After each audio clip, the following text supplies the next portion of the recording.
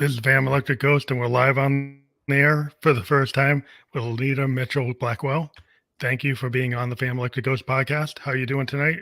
I'm so good, Phantom. Thanks for having me tonight. Let's do this. I want to thank you again for being on the podcast, and want to let people know that we're actually, we've been on the air for a while, since 2016, and we're actually at episode 987 of the podcast. We've been on the air since 2016, tracking that on Apple Podcast. We're getting closer to episode 1000. And then we want to let people know that we've got your website up for those listening, LynitaMitchell-Blackwell.com/books. That'll be fully clickable as a URL when we're published on all the platforms that we're on.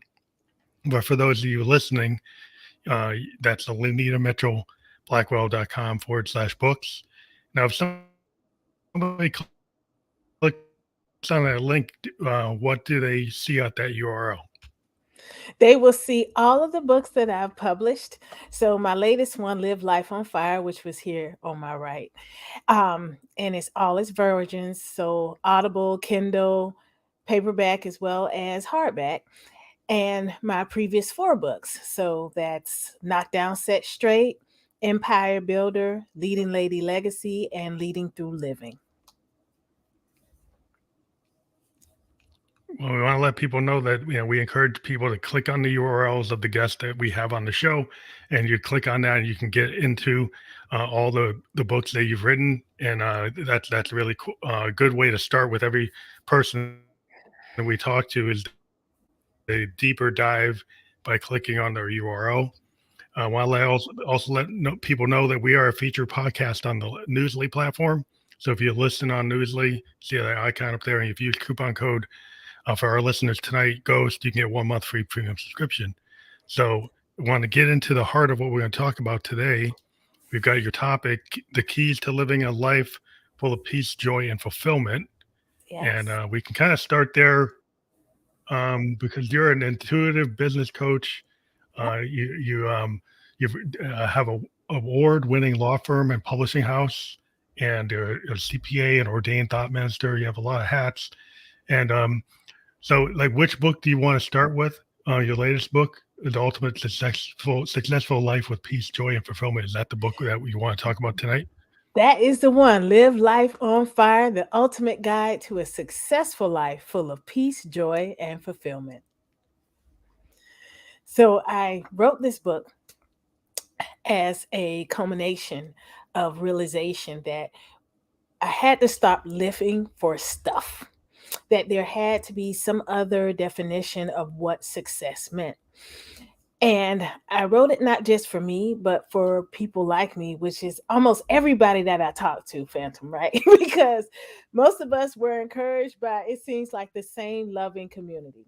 We were told that if we worked hard, that we would get a good job and we would make money and we would buy all the things we ever wanted and live happily ever after.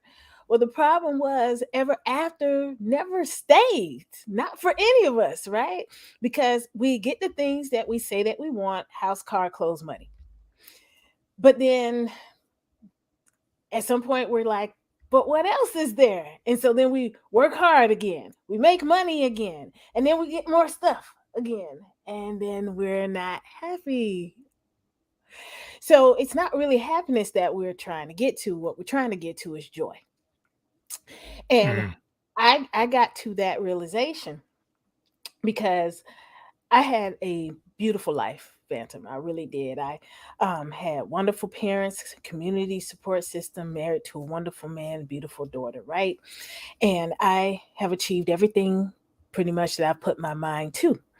The problem came because I learned to define those successes and the things that came with them as part of my self worth and value. And so I got to a place where I would do just about anything to hear somebody say, "Oh, Lynita, you're just so fantastic. I'm just so happy to have you as part of my team, working with me on the board," or whatever it was, right? And I was working nonstop. And it didn't matter when my hair started falling out. And I'm not talking about like breaking off. I'm talking about there were clumps. I just Mhm. covered it up with wigs. I kept going even when my nails split. I just covered that up with beautiful acrylics. I mean, I was blinged out, right? And it did not register with me that I had to make a life change until literally my 6 year old daughter at the time found me passed out in the middle of the floor from exhaustion. And was too tired to get up. And so she put a blanket over me and kissed me on the forehead goodnight and put a pillow under my head and said, "Good night, mommy." And the only thing I had strength to do was to say, "Good night, baby." And I would love to tell you that that was the pivotal moment and that everything shifted and changed. But that's not true. And for most folks that I talk to, it doesn't work that way. It is a shift in mindset that has to occur and it takes time. And for me, it took a couple of years. And it wasn't until I was diagnosed with stage 4 endometriosis and had fibroids the size of grapefruits and was bleeding through my clothes that I realized that I had to get external help, that this was not something that I could handle for me. And so I hired a performance Mhm. coach and we made a list of everything that I was involved in. And Phantom, it was 7 pages, single space. And she was like, "We got to get this down to 2." Mhm. If you're serious Yeah. about making a change, this is the change. We have to scale this down. And so, step one in that successful life full of peace, joy, and fulfillment was to actually have time to be peaceful, joyful, and fulfilled.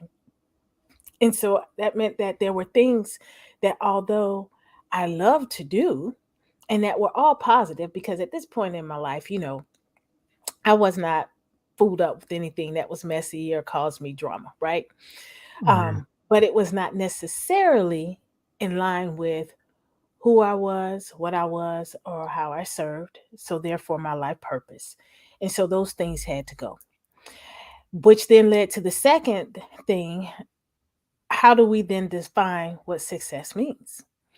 And so that took a little longer to come up with because it required me to go back to the beginning of how I learned about success. And like most of us, we were given someone else's list and said, "Here, achieve this and check off these boxes, and you're going to be good to go." And so I was like, "Well, this is not my list. So that means I need to create my own list." Mhm. And so that's what I did. And so I shifted from living a perfect life, which was somebody else's standard and checking somebody else's boxes, to living an excellent one. And that was creating my own list, my own standard, and giving myself grace for that standard to shift. So that's the next thing we have to do. We have to give ourselves grace, because what's excellent now in my 40s isn't going to be so in my 60s, and it surely wasn't in my 20s, right? That is going to Mhm. change over time, which then led to, okay, now we've got that. So what is it? What are the things that make you now feel successful? And for me, it was peace. So actually being good with just being by myself and being silent and not being all over the place and busy.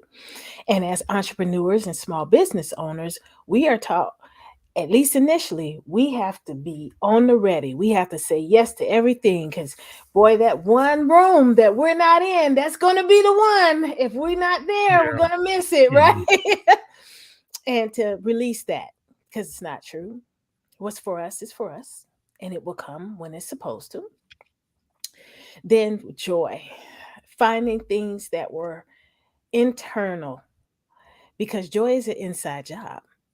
So from shifting from happiness, which was experimental and experiential, it meant coming within and deciding, what are the things that I am grateful for? What are the things that, no matter what is going on, I can tap within and still feel the euphoria from those things, from those thoughts, those feelings?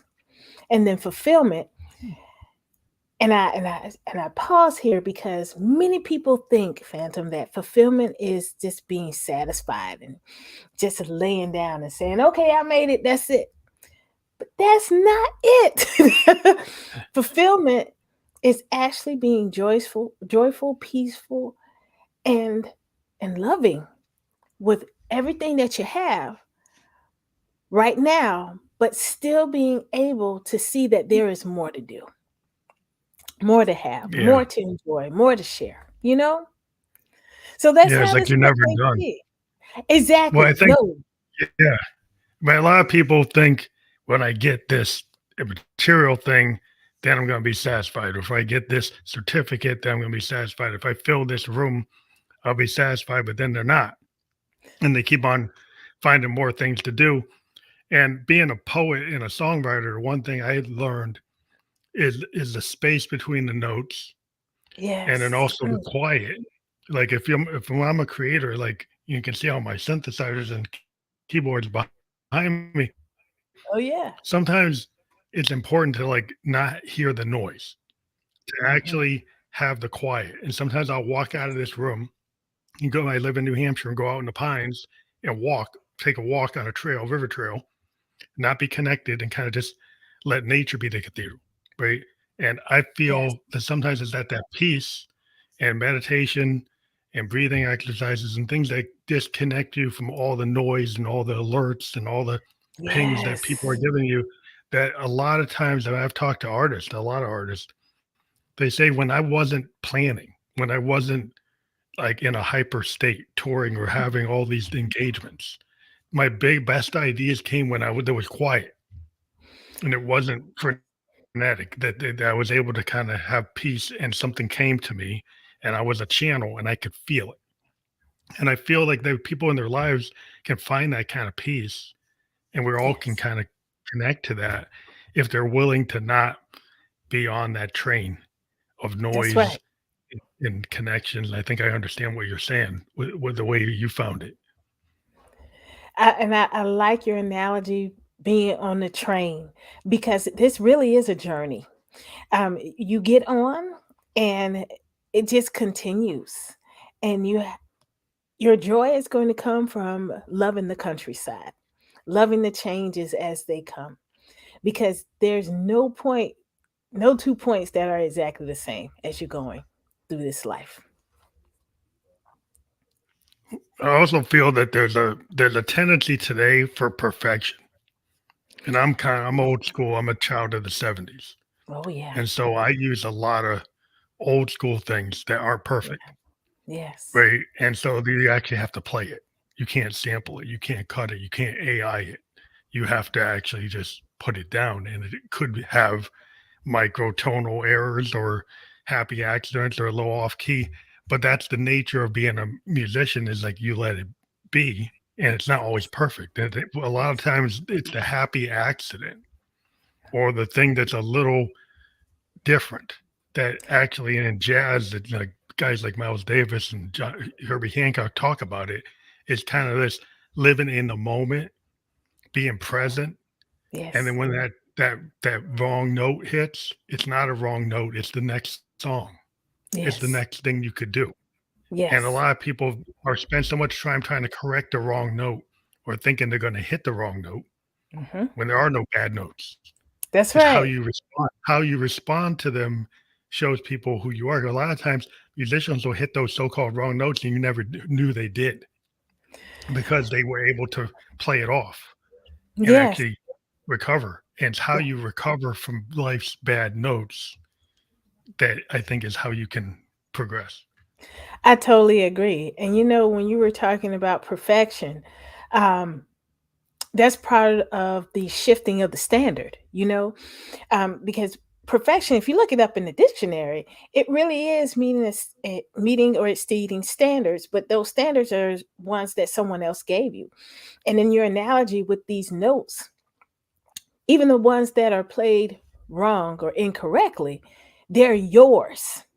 And so that's your opportunity to create something new and a standard that is yours.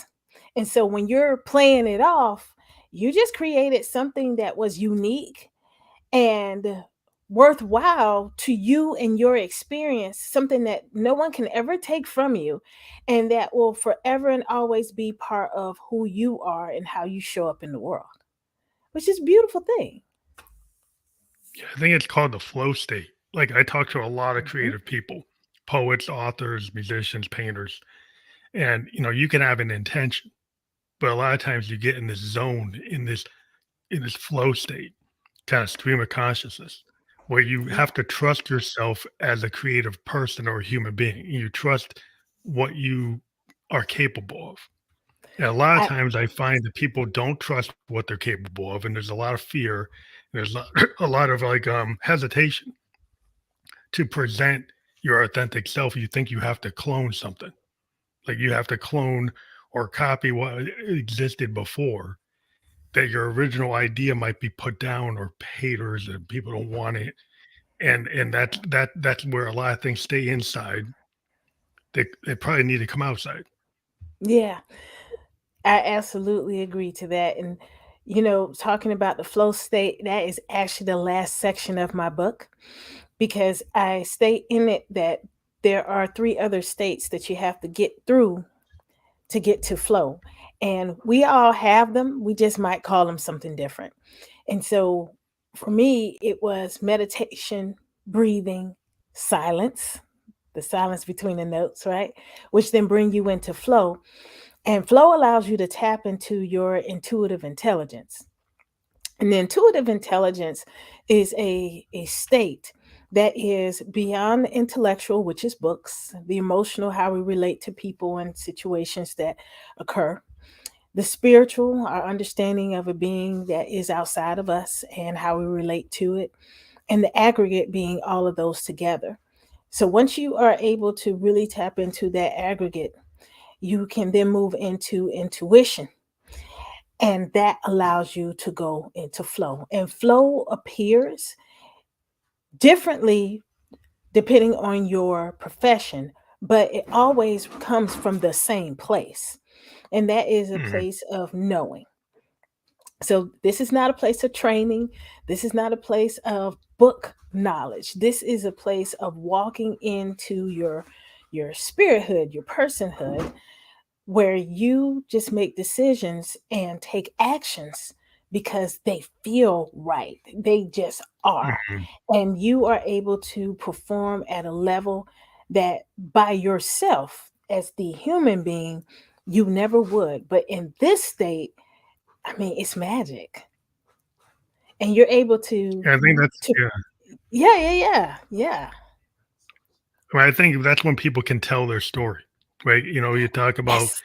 like I'm in business, right? I'm a software designer, and we deal with like the elevator pitch, right? And a lot of Mhm. times, sometimes we'll be doing something, and we had a project, and then we're supposed to do A, B, C, and then we find like E, this thing that we weren't supposed to work on, and then Yes. we gotta pitch it to the boss and say, hey, we're working on this, but we found this, and we think this is actually a better proposition, and then we have to make our pitch, and we hope that we can explain that sometimes that happy accident or this thing that we found out of our creativity actually is worthwhile. And it's really about being able to communicate. And I think a lot of people in their lives have these kind of moments where Yes. there's something that you really should be, you know, looking at.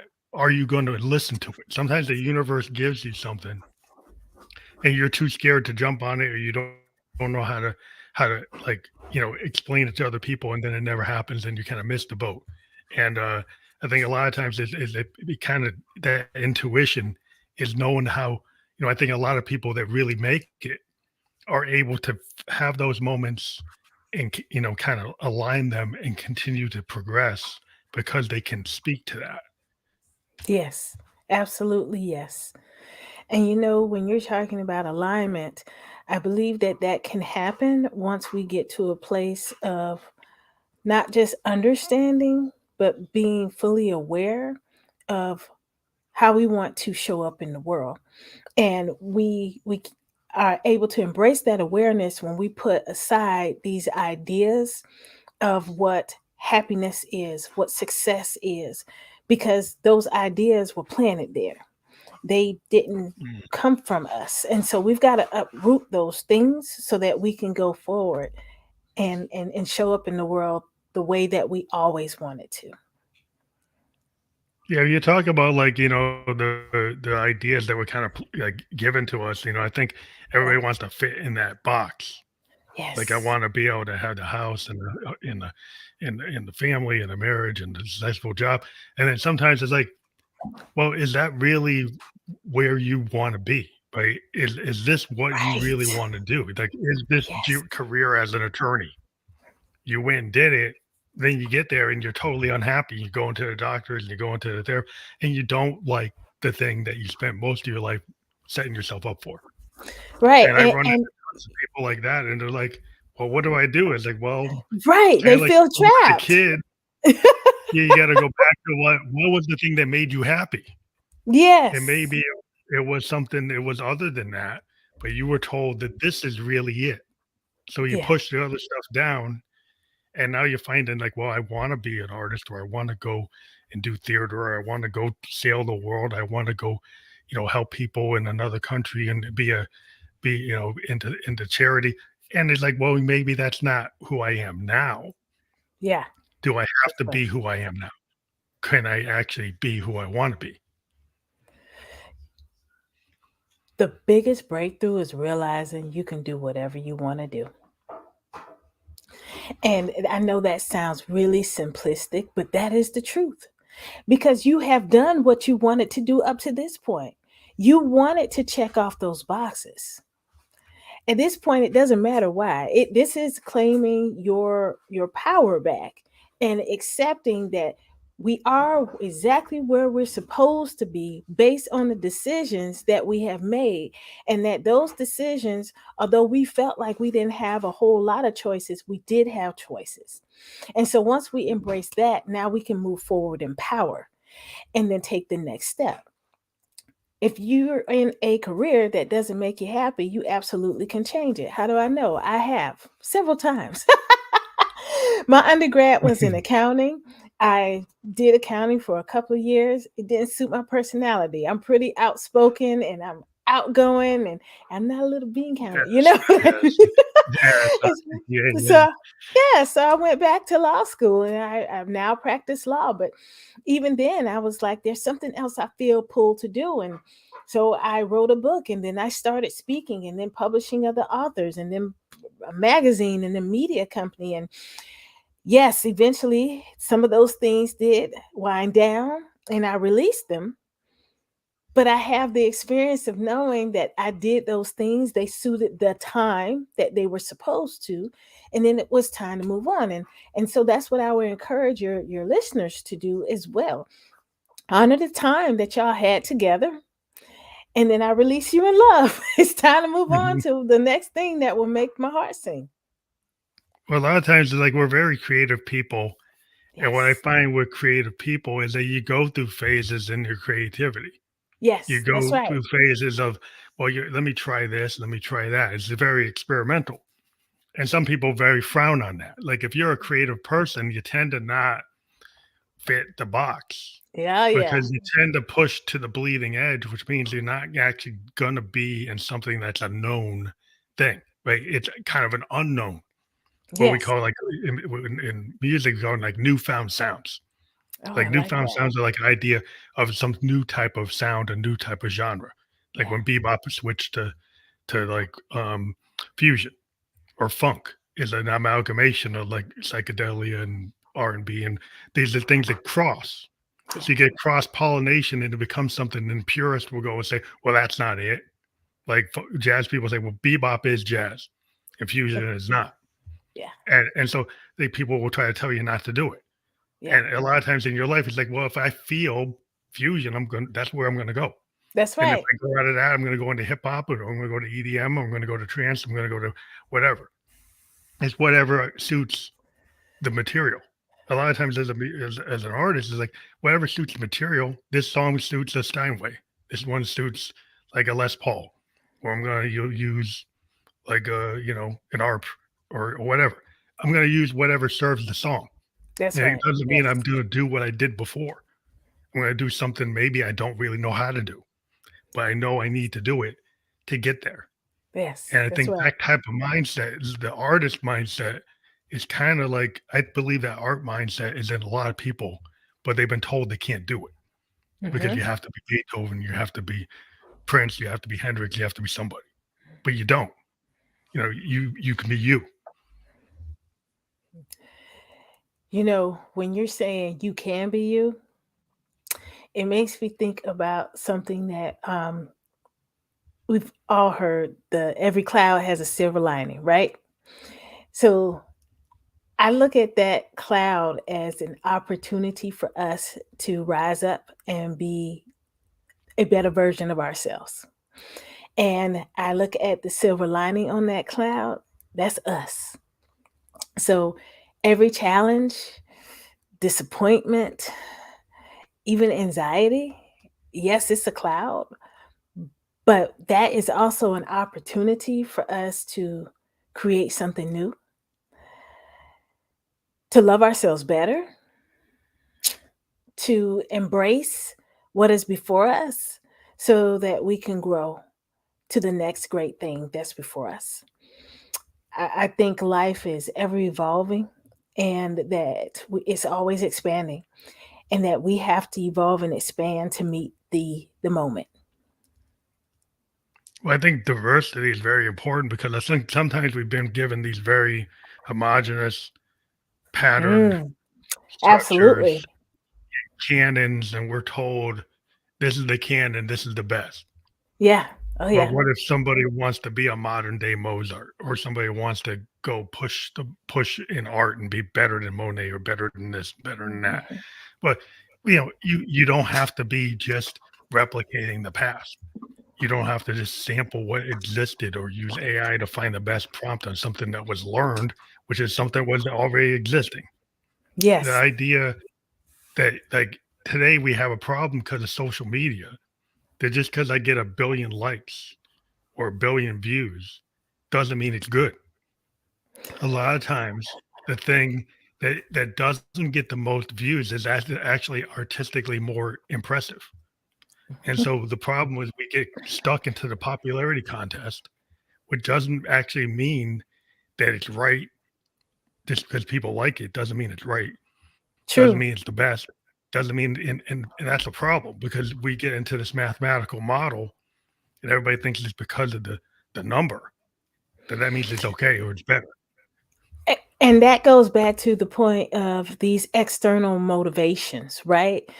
When we are looking at these numbers, we're happy when we've had 1,000 likes, 1 million views. Then does that mean that we're sad when it was only 5 likes, 50 views? What about being grateful that we had a platform to put forth our art and that there are plenty of people who enjoy it and that share it gratefully? That is the difference and the nuance between this happiness and joy. I read this statistic that said that 78% of people are willing to pay to feel happy, and it was not until I ran across a person just last week who I was trying to get her to understand that these experiences that you've paid for, that is not joy because it's unsustainable. If you lose your job and you're not able to pay for these experiences of being in the mountains and things anymore, then that means that you're not joyful. So that's happiness. And Mhm. I couldn't get her there, and I was just like, it will, but Phantom, I'm telling you, it didn't make me angry or frustrated when she was dismissive about it because I was like, you'll get there in your own time. In Yeah. your own It's time. something people have to find because, like I Mhm. said, I live in New Hampshire. I can just walk in the pines, and nature is the cathedral is a famous like Victorian poem. But the idea is I really feel it But Phantom, because I let's go say that you couldn't walk outside. Could you well then still find that place of joy? Could you get there?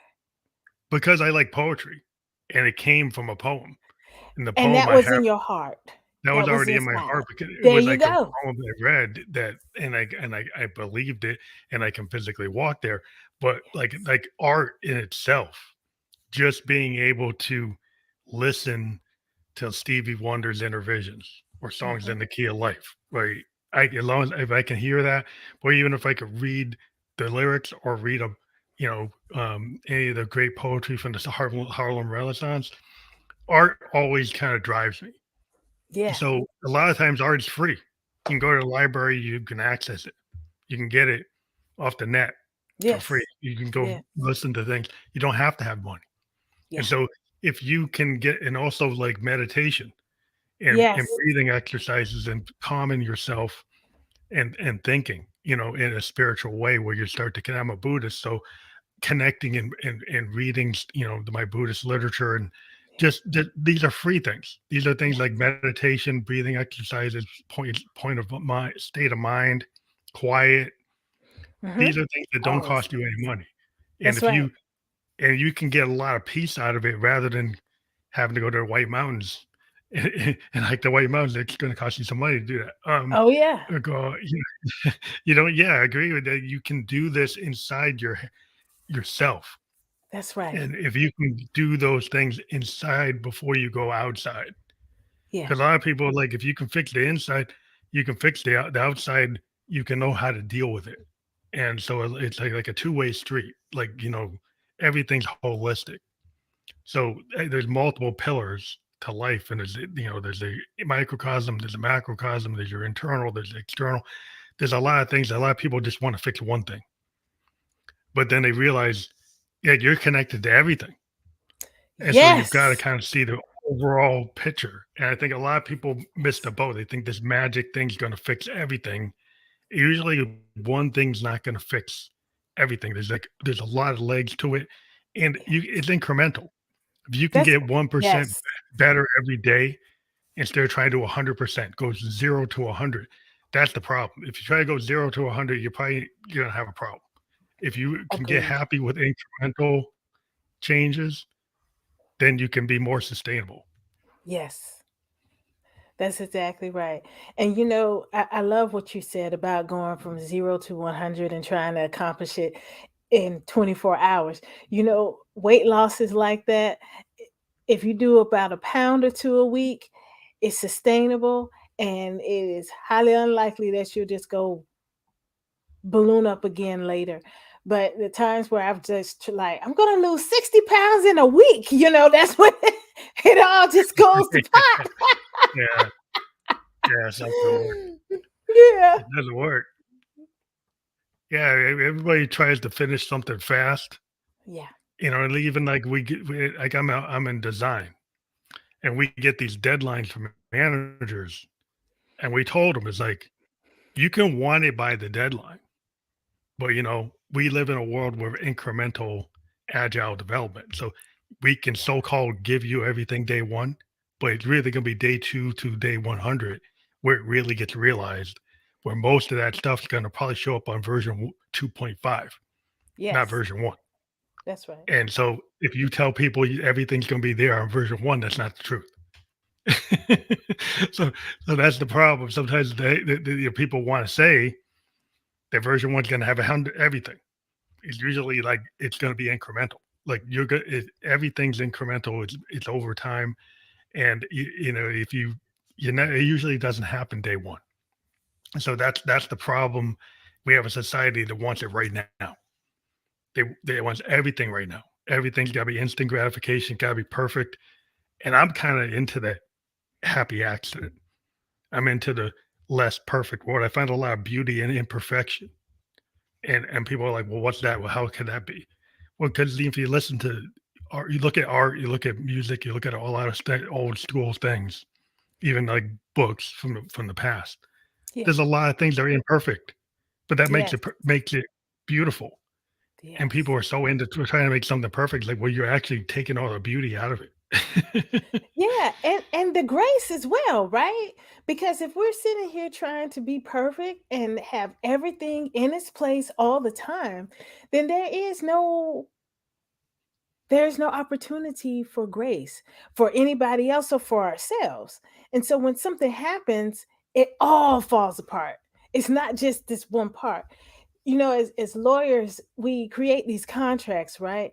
And there's normally what we call a severability clause. And what it means is that if any of the other 50,000 clauses that are there in the contract fails, for being no longer practical or impossible or it's now illegal, that the rest of the contract stands up. So it's built in understanding that we're not perfect. Well, what if we had that same kind of clause in our lives? That's what we're talking Mhm. about when we're talking about grace, to be Yeah, able to grace. just take that one thing and say, okay, it's not perfect, it's not working out, but it doesn't mean that I'm horrible. It just means Yeah. that in this area, I need some more work. Yeah, I mean, sometimes it's like I like when I talk about music, it's like takes. And the Yeah, idea concept of music in the past, like Elton John, everybody knows him. He said that Yellow Brick Road, the album, everything's like third, yeah, fourth take, and everything today is like a hundredth take. And yeah, he said there was something about the grace of being able to release something on the third or fourth take and then not touching it again, saying, "Well, that's what it is." That's a yes, point in time. That's what this song is, and a lot of times it was closer to the truth of what the songwriters really wanted to do. That agreed. the further you get from the take, like if you go to take 99, you started to second guess yourself. You start taking things out. You start saying, "Oh, I don't know if I really want to say that. I don't know if I really want to play that." And then it goes away from what the original idea the universe kind of gave you Yes, is now been altered because you kept on second guessing it to the point where you ruined it. yeah. And a You lot know, of times it's like the original piece is hmm, so much better. And today we live in a world where the original pieces are usually not being shown. We're yeah, seeing way down the line monster revisions that I'm like, it doesn't feel like anything to me. but I'm gonna tell you, I am encouraged though.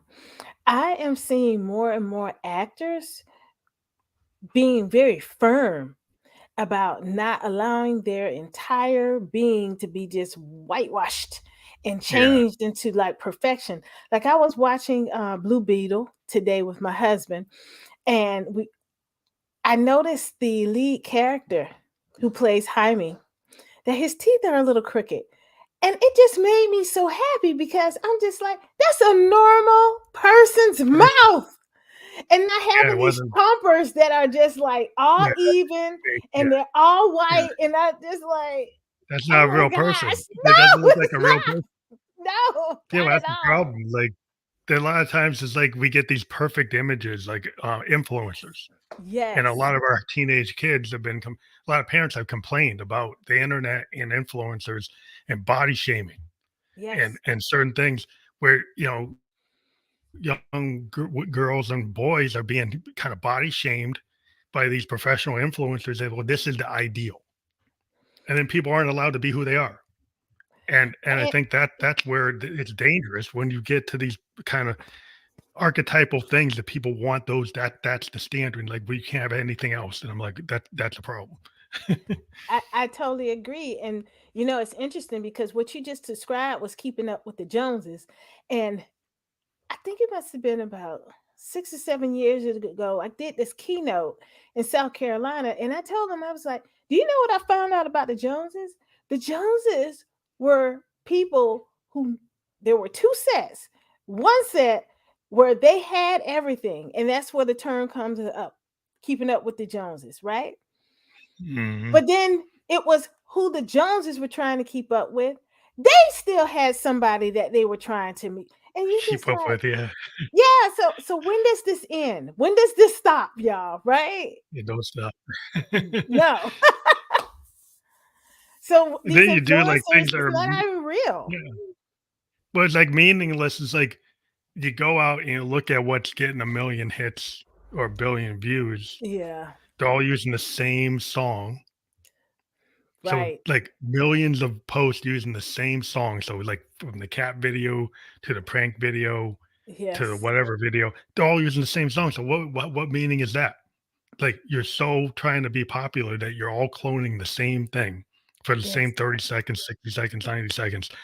And then being a creative person, and I've talked to other people who are kind of, from the 60s or 70s, and we're looking at this like, well, how is that?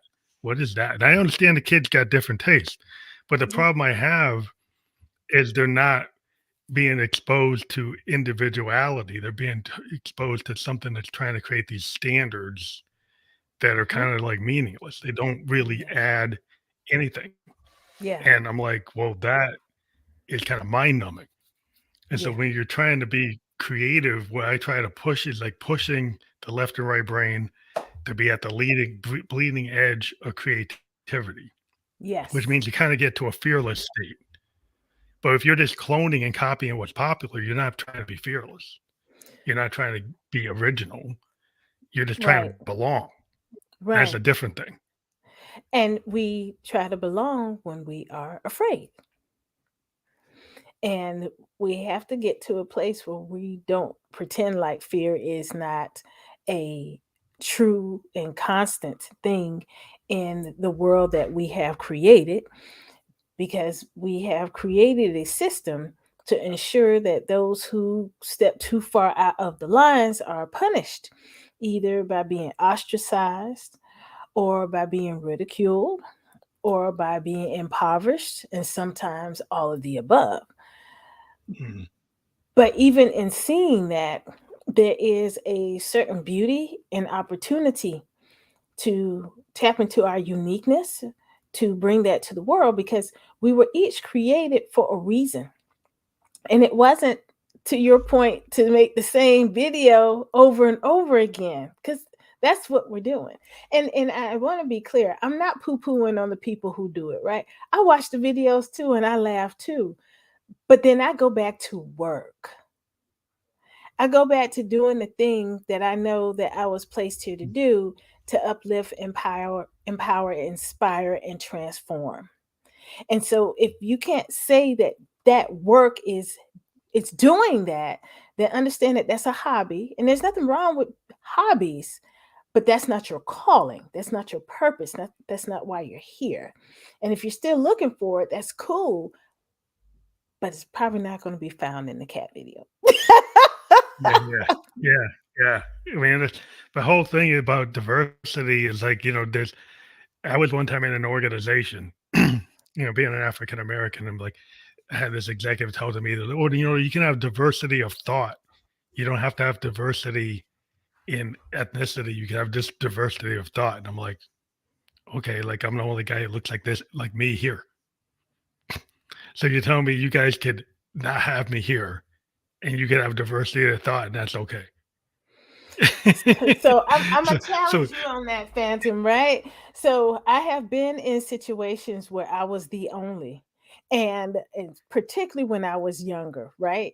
And I did not feel comfortable voicing my thoughts, my feelings, my impressions on the things that I saw, and I was quiet. Or I said something that went along with the prevailing view because I didn't want to be ostracized, ridiculed, and then eventually let go, and so I would be impoverished, right? So in those rooms, diversity did not really happen, because just because I'm chocolate and y'all are vanilla, that does not really create diversity. yeah, that's what I was kind of getting at. Cause Yeah. like, cause I pointed out that, what I was trying to go and tell them is like diversity of thought, like really you have diversity of thought. What if I say, something about like we're not really serving multiple communities because we don't have enough diversity in this room to understand those markets Correct. because nobody's comfortable actually checking that out because they're all in the same group, they're all in the same club. Do they even know anybody in that area? Yeah. Right. So I got sent to Japan to because I was willing to kind of voice that I wanted to try different things and I Yes. wanted to be more accepting of things. So I was one of these guys that went there and didn't want to just insert American business practices into the Japanese market. I Yes. actually looked at what the Japanese were doing, and I told the executives like, we can't just force the Japanese to do what we do in Simsbury, Connecticut. That's not going to work. This market is a totally different market. You can't really do what we do here. You have to understand the Japanese customer. That's right. And if you don't really, you can't just like say, well, we're American, they're going to love everything we do. Like that doesn't work. um, but yeah, it had to be in this mindset to challenge what they were going to do because they were. If I hadn't said that, they were just going to try to carbon copy what they were doing in the U.S. and do it there, That's right. which wasn't going to work. That's But right. that's the problem. Sometimes it's like having somebody with a diverse point of view can bring opportunities to the people who think maybe that doesn't. And I think But there's so many closed-minded people that say, well, you can't have anybody because you're not going to get any progress because you're just helping them out. They're agreed. not going to bring anything to the table. And to have true diversity, there has to be ebb and flow. I have to believe that I have something to share and teach you, but also be open to receive it and to learn. And Yeah, what many organizations miss is that they think that because they've set up these programs and they have these chief diversity officers that they are addressing something, but mindset has not shifted. You've learned nothing. You don't yeah, go into any of these communities. You've not joined any of the organizations. You have not made any attempt to mentor, develop, coach, or any of the other beautiful words and terms that we've created to help somebody who does not look like you, live where you live, serve where you serve. Then your diversity objectives are not being achieved. And I'm going to tell you, those companies who don't get it, they are going to be left on the sidelines because not only this country, but the world is becoming browner. yeah, And that's just the truth of what is happening here. And if you're not willing to learn, to share, to grow in your understanding of how other people experience life, then you're going to be left behind. One of the reasons that I chose the seminary that I did, the Kairos Institute for Progressive Spiritual Study, is because of the study of all the major religions. We mhm, studied Christianity, yes, but we spent a lot of time on Buddhism and Hinduism and the Jains and the Sikhs and Islam and Judaism because there are huge segments of the world who yeah, practice these religions. yeah. The whole market's like if you're just coming from one point of view, this is kind of what I was trying to tell the people when I was working that they were coming from this kind of Western mindset that was Hmm. maybe one type of religion, and not understanding in Japan, Buddhism and Shintoism, other types of Eastern culture, and different mindsets in terms of what is, what will work in that market. The Yes, understanding of how people think, and it's different mindsets from different perspectives. If you have a Buddhist point of view or a Shinto point of view, you have a different mindset than a Christian point of view. That's just what it absolutely. is. That's And right. if you come in there thinking that you can do what you do here, there, it's a lack of understanding. You can actually, Yes. they make people not want to deal with you Yes. because Yep. it's blatant. And when it's blatant, it's like you don't even get it because they're very polite and they won't And tell you you. don't care to get it. So it's You don't want disrespectful. it. So you didn't even Yeah, yeah. try. You didn't even try to do You didn't even it. try. Yeah. Yeah, I mean the world is so global that Yeah. you just because it works in the East Coast, well, is that the only place you're gonna sell to, or you're gonna sell to the whole world, right? You have to have an idea. You you have to have the mindset that like your whatever service or product you're providing can actually reach the whole globe now. So if you have a very narrow point of view and you don't have any insight into how other people live, you are not designing products you're only designing for the products for the people that you know, Hmm. not products for the whole world. That's And right. that's where, you have to have very diverse teams. I happen to have the benefit of working with very diverse teams. in software design from all over the world. We work with lots of people from different parts of the world, and we get different perspectives Yes. because of that. And we learn all the time because of the different Yeah. perspectives. And I think people who are in very narrow areas where they don't see anybody else, where they only see people that look like them or people think like them, I don't think you can progress in a multicultural global world in that mindset. And I think you have to be willing to have an open mind that goes two ways, not just one way. That's right. That's exactly right. But I think there's one term you were talking about: burn down the old and building the new. Hmm. Um, do you feel like you have to like burn it down in some cases, or is it some more something that doesn't? Well, I think certain things you do have to totally kind of reimagine and get out of. And I And I thank guess you it's so maybe much like for. is a case by case scenario.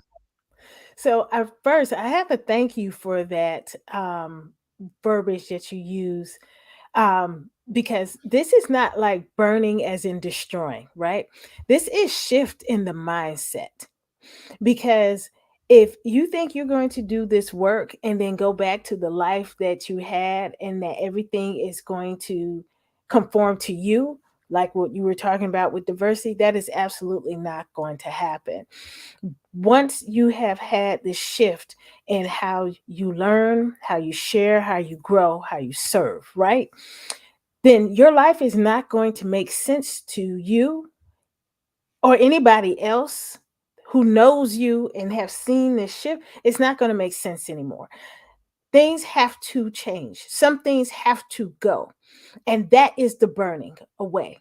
So if it's no Mhm. longer consistent with how you show up in the world, your purpose in life, your mission, your vision, your values, those things have to go. I understand that they're positive. I understand that they're great networking opportunities.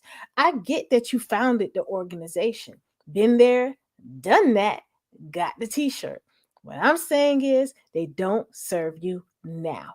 And now is the Yeah. only moment that matters, because if you're not good for now, tomorrow it might as well not come, because you're in no position to meet it.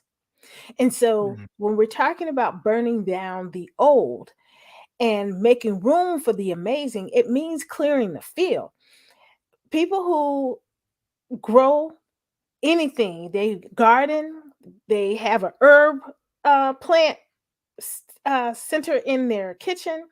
If you've ever farmed, it is a process of clearing the field and then Yep. planting seeds and then cultivating and stirring up the soil, watering it, and then it can come. But first, things have to be removed.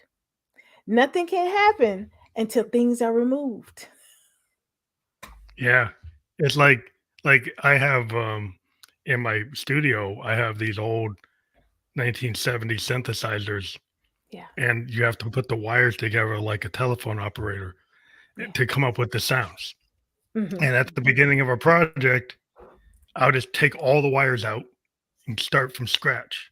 So which means it's Okay. not going to make any sound until I have to rework everything and Yeah. create whole new patches of sound design.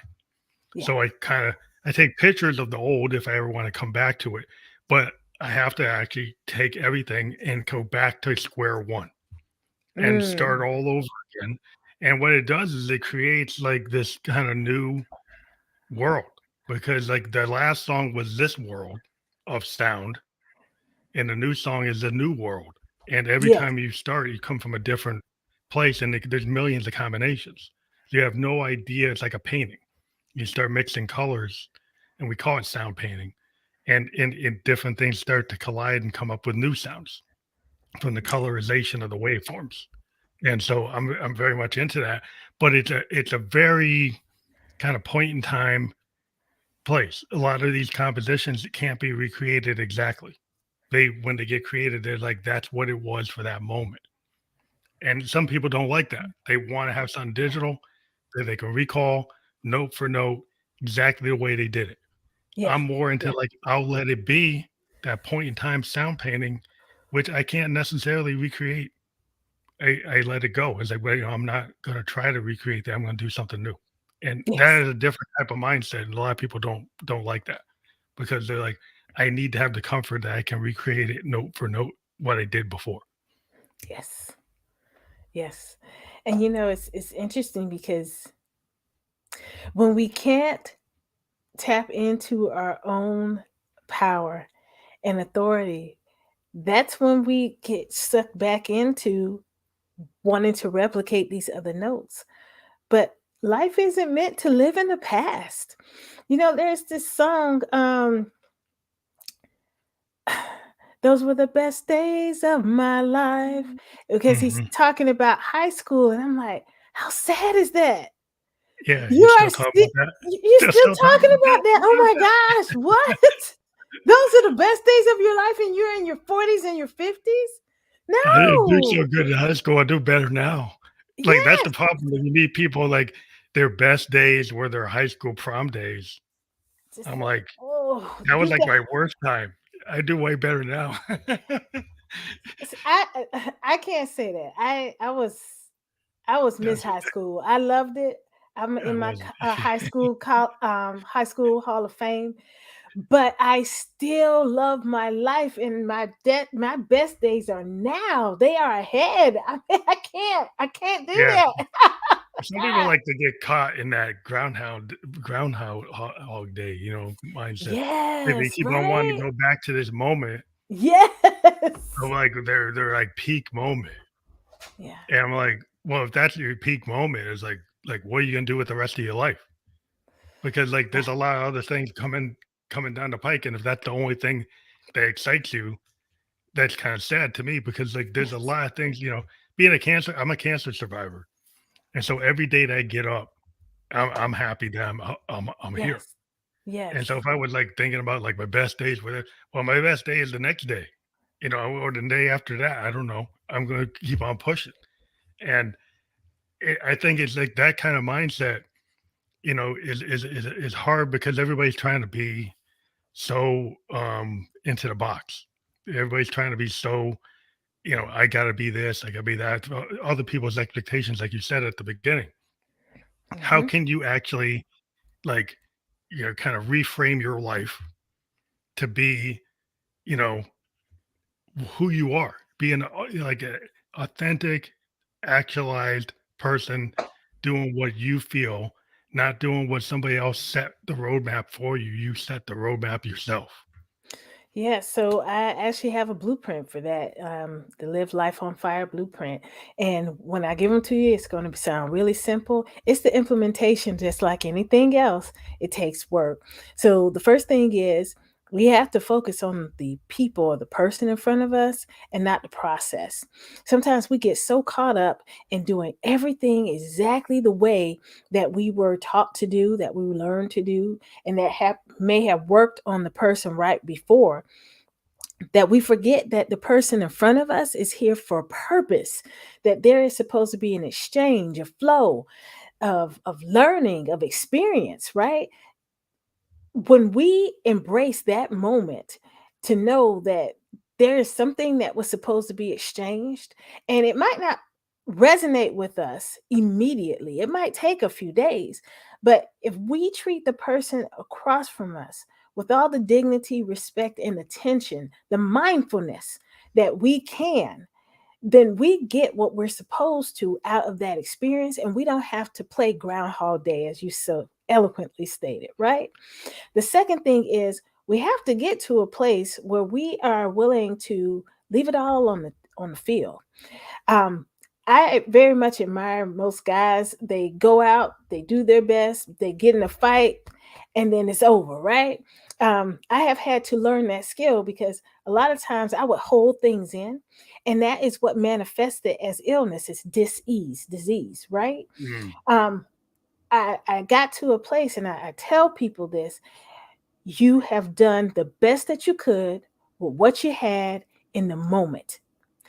And when it's done, it's done. Now, this is not to say don't go over it to reevaluate, to see places of improvement. I'm saying don't dwell on it. Once you've done that evaluation and review, take the good stuff, tweak the stuff that you would like, and then move on. Because Hmm. getting stuck there, it's going to drag you down.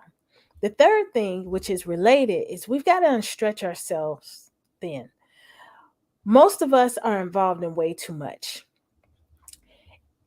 You have work, you have your community service, you have your civic engagements. Many of us have our religious organizations that we're involved in. We have family commitments, and then we leave ourselves last. Well, I need you to flip that around and put yourself first. And I know that sounds selfish, but hear me out, please. If you are not healthy, if you do not have good mental acuity, if your emotional state stays bankrupt, you can't be good for anybody else. Hmm. You got to be good for you, and then you can go out into the world and you stay good for you by consistently and constantly evaluating how you spend your time, with whom you spend your time, and then making changes as needed. The next thing that we do is we live a model life. And that model life is not for everybody else. It's great that they see it and that they're inspired by it and that they'll come and ask you what you're doing. Absolutely. But we're doing this for us so that we can be strong for our families, our communities, and everyone else. And it is a life that is built on excellence, not perfection, so that it can change over time, depending on what we're going through at that time. And so that's the blueprint. I think that's a great plan. I try to. I think I'm in that kind of mindset where I try to live in a flow state where Yeah. I kind of trust my intuition and kind of go with the flow. I'm Hmm. not into total perfection. I'm more into like just trying to be excellent, trying to do the best I can do. And like you have a lesson learned, like you said, you look at something and then you progress, where you don't obsess about past, idiosyncrasies or what you perceive to be failures. Yeah. Yeah. You learn and you go forward. And a lot of if you can get out of the kind of resentment of the past mistake to the point of embracing the future, embracing the present. And I think also was important, like you said, you listen, like listening skills in an age like, are you thinking about the response to somebody while while they're talking? You're thinking about what you're going to say back to them instead of listening to what they're saying. Yes. And a lot of Absolutely. people Yes. are thinking about the next couple of things they're going to respond to instead of actually really listening to what the person is actually saying. Yeah. That's right. But I want to thank you again for being on the Family Liquid Ghost podcast. We actually hit the hour mark. It always goes by so quick. And I know. it's just something I love to do. We've been podcasting for a while, and we're going to continue to do this as long as we love to do it, and we still love doing it. So I want to thank you for being a guest on the podcast. We'll be fully published tomorrow. We are on YouTube and Twitch. We had an issue with the Facebook feed live, but that will be republished to Facebook, so you'll get a new link for that. Okay. But thank you very much for being on the podcast, and I appreciate it. Have a good night. Thank you, Phantom. I appreciate you.